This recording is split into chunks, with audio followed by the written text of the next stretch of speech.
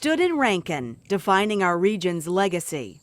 This is all of our story. This is so much in the fabric of who we are that here we are 35 years later, and it still defines us. The site that symbolizes our past now symbolizes Pittsburgh's future, reinvention.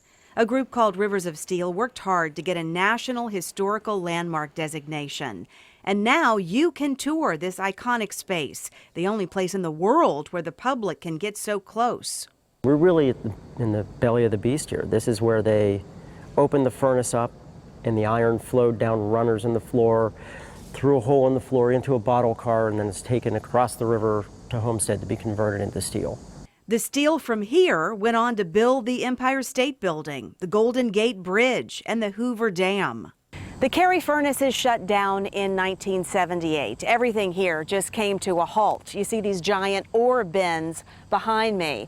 People started sneaking in after that, stealing things. Graffiti was everywhere. But Rivers of Steel thought that was an important part of our history too. And so they started this.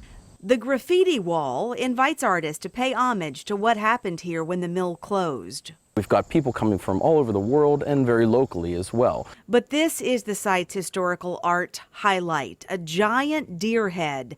Years ago, guerrilla artists broke into the closed site and secretly used materials found all around the mill, such as wire and hoses and coils, for this magnificent piece never meant to be seen by the public. This became a really unique and fantastic opportunity to create something with the materials here. Rivers of Steel continues to add to the outdoor art, many with personal connections, like this teeter-totter balancing a coffee cup with a load of iron ore. Symbolizing this balancing act that his grandfather was doing, driving to and from work with the open-ended cup, not a traveler mug. It's just an open-ended cup of coffee.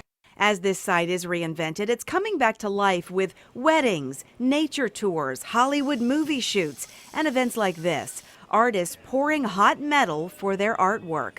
As a small-scale salute to the hot metal the giant furnaces behind them once poured to build the world. You can say that during World War II, it saved the world. This blast furnace complex was the most productive blast furnace complex in this country. There was more iron coming out of western Pennsylvania than all of the Axis powers combined. Pittsburgh was the arsenal of democracy, and standing right in the middle of all that were the Cary furnaces. Michelle Wright, Pittsburgh's Action News 4.